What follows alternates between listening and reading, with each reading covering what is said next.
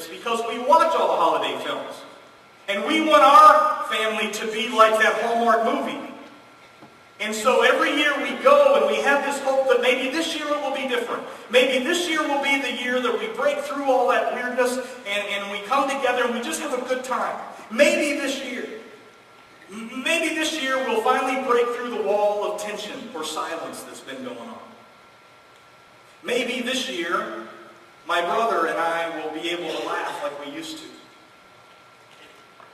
Maybe this year Dad will finally tell me how proud he is of me. Maybe this year Mom won't make us feel guilty because we don't come home more often.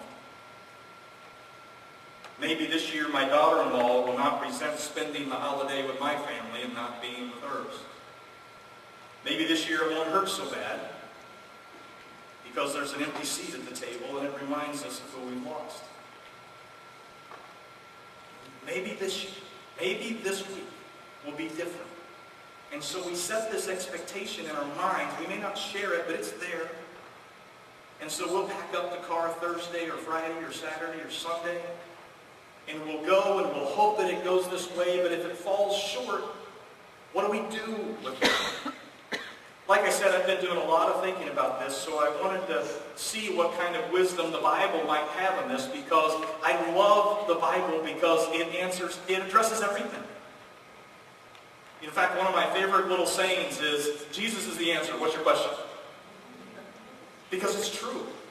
And it addresses this topic. I searched so hard for this because this has become a big topic for me. And I'll share why here in a few moments. In the book of Mark, chapter 3, Jesus has gone public with who he is. He's gone public with that he's the Messiah. He's gone public as a preacher. Up until this time, he's lived 30 years just like you and I live. He had brothers and sisters. He had a mom. Somewhere along the line, he lost his dad. We believe that David died at some age while Jesus was a teenager. We don't know for sure, but he leaves the picture. So he's grown up with a lot of these same family dynamics. So in verse 21 of Mark chapter 3, we get a glimpse of what's going on with Jesus and his family, his earthly family. It says, when his family heard about this, they went to take charge of him, take him by force if necessary, for they said, he's out of his mind. This is his own family. They've watched him grow up, and his brothers and sisters, they're embarrassed by him. It goes on, if you skip down to verse 31, it says, then Jesus' mother and brothers arrived. Standing outside, they sent someone to call him. A crowd was sitting around him, and they told him, your mother and brothers are outside looking for you. Jesus said, who are my mother and my brothers? Then he looked at those seated in a circle around him and said, here are my mother and my brothers. Whoever does God's will is my brother and sister and mother. Now, for a lot of people, that's always been a bothersome paragraph. I mean, what's he getting at there? So let me give you a little background on this. It may surprise you to find out that Jesus did have real brothers and sisters, half brothers and sisters, obviously, but he had brothers and sisters. And they didn't believe in who he said he was. They grew up with him. We don't know a lot about what their childhood was like, but I imagine it was similar to anybody else's childhood, the similar sibling rivalries that take place. And I can't blame his little brothers and sisters. That'd be rough. I mean, it's one thing to grow up with a brother who thinks he's perfect, right? Okay? They got one who actually is. That would be rough. I could just see them when their kids, James, his little brother, getting mad at Jesus one day and saying, oh, Jesus, you think you're God's gift to the earth. And if I'd have been Jesus, I'd want to go, well, as a matter of fact, because that would have been tough. And then he grows up and he makes these claims and it would have been tough. So Jesus' response in Mark 3 is about redefining who his mother and brothers and sisters are, and it bothers a lot of people. This is not a passage you see on Mother's Day a lot. But I want to make sure that we're very clear that if you look at the entire collection of Jesus and how he did his relationships, he is not against family at all. He's not even close to against family. In fact, his earthly family is very important to him. The last thing he did before he took his last breath was make sure that his mom was taken care of.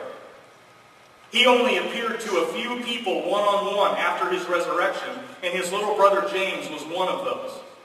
He cared a lot about his family. But what was going on there in Mark chapter 3 to cause that reaction? And what I believe was going on is at this moment, at this snapshot of time, I feel closer to this family than I do to this family. Right now, I feel something going on that I can count on. And I hate to admit it, but right now I can't count on this other group. It will change. I hope that it changed, and it eventually did change. But right now, it was really tough. There is an account by a guy named Forrest Carter in the Depression era. In the 1930s, he explains what the term kinfolk means. I've never used the word kinfolk, but I know what the word kinfolk means. And this is a quote from him. He said, Grandpa said back before his time, kinfolks meant any folks that you understood and had an understanding with, so it meant loved folks. But people got selfish and brought it down to mean just blood relatives, but that actually, it was never meant to be just that way. See, ideally, what kinfolk mean that you would have, like George Bailey did, a circle of people around you that was made up of business friends and neighborhood friends and church friends, and hopefully your family, your blood relatives, but that doesn't always work out that way. So let me wrap up where I'm going with this by saying this. I am not saying at all that we should stop going to Grandma's house for the holidays. So please don't email me and say that I said that. I'm not saying that at all. The last thing that I want to hear is that kids are refusing to clean the rooms, and Bible college students and college students are refusing to come home because I heard a sermon online. That's not what I'm saying at all. Here's what I am saying. I want to encourage what my gut tells me is many of you to accept the reality of your family and let go of the ideal of your family. Because you will find, like I have, for me, when I finally came to grips with this, it was like a magic light bulb went on. John said, as we read earlier, this is my command, to love each other. I think that's significant. Because he doesn't say that we have to like each other. But he does command that we love each other. And sometimes when we come together for these family times, it can get a little intense at times. So I'm not asking you even to lower your expectations for your family, but I am challenging you not to project your expectations on someone who may not be able to give that back to you. And that's really tough to do. I grew up in a family that is not real touchy-feely at all. We kid each other. I'm from a German Catholic family, and our hugs are usually the side hug and a pat, and then we break. That's it. That's all you're getting, right? So I grew up that way. We don't tell each other much we love each other. We're not very physically affectionate at all. And it always bugged me. It always kind of left a hole inside of me because I wish that it were different. A couple summers ago, my mom got her second bout of breast cancer. And I knew that it wasn't going to be good. So I think it was February that I went home to Illinois, and I drove directly to the hospital because Mom was already there.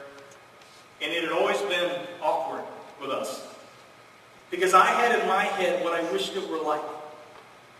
My mom's tough. That's what allowed her to beat cancer the first time. She's tough. But sometimes I wish that she wasn't so tough. And I wish that we had the kind of relationship that I could hug my mom or kiss my mom and we could just say, I love you, and it was normal. But it was never that way. So I went home on this particular time. My mom's in the hospital bed, and I knew that it wasn't going to end well. And I sat in her room, and I heard God say to me, why don't you do what you've always wanted her to do? And so, as I was wrapping up that evening and about to go home with my dad, I walked over to my mom's hospital bed, and I just bent down, and I kissed her.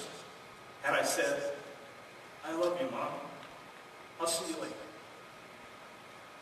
And it surprised her, I could tell, because that's just not normal. In the next 4 months, as she continued to get more and more sick, I never, ever left my mom where I didn't hug her and kiss her and tell her I loved her, and it became expected. She never initiated it because that just wasn't in her. But I heard God say, why don't you be what you want?